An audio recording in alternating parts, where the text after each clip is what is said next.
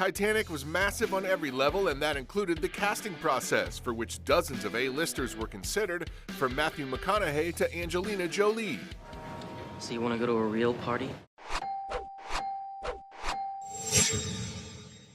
When director James Cameron first conceived Titanic, which made over $2 billion at the box office when it was released in 1997, he envisioned River Phoenix as the lead in his love story set on the 1912 ill-fated voyage.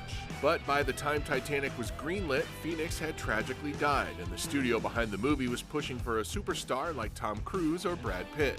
Listen, did I say something wrong? Johnny Depp was offered the Jack role but turned it down, as did Stephen Dorff and Billy Crudup. Jared Leto was interested but reportedly not willing to audition. Christian Bale and Ethan Hawke did audition, and Macaulay Culkin was even considered, but the studio was then pushing Matthew or Chris O'Donnell. I saw that in the Nickelodeon once and I always wanted to do it. McConaughey was actually who Kate Winslet auditioned with the first time she read for Rose, an experience she has described as both weird and fantastic.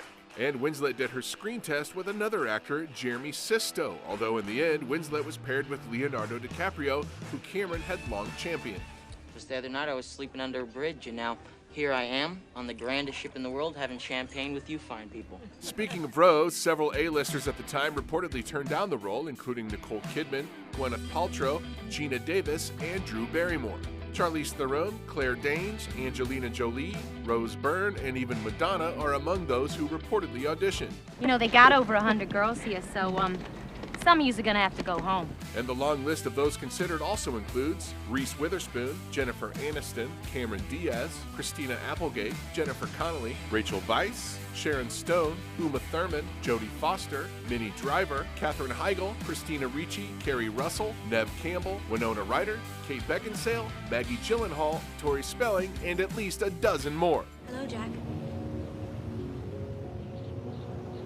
I changed my mind. As for some of the other Titanic roles, Cameron considered longtime collaborator Michael Biehn for Cal, along with Pierce Brosnan, Rupert Everett, Rob Lowe, and others before offering it to Hugh Grant. He declined, however, paving the way for Billy Zane, whom Cameron liked from The Phantom. I always win, Jack. And lower away evenly, lads. One way or another. Reba McEntire accepted the role of unsinkable Molly Brown, but had to pull out due to conflicts. Barbra Streisand was considered, but the part went to Kathy Bates. Care to escort a lady to dinner? Finally, an 8-year-old named Lindsay Lohan auditioned for Cora and was the top choice, but Cameron ultimately felt like he already had too many redheads and instead cast Alexandria Owens. You're still my best girl, Cora. So yes, it's fair to say many saw the massive potential of Titanic, which went on to win countless awards and become the second highest grossing movie of all time. But there can only be one king. I'm the king of the world!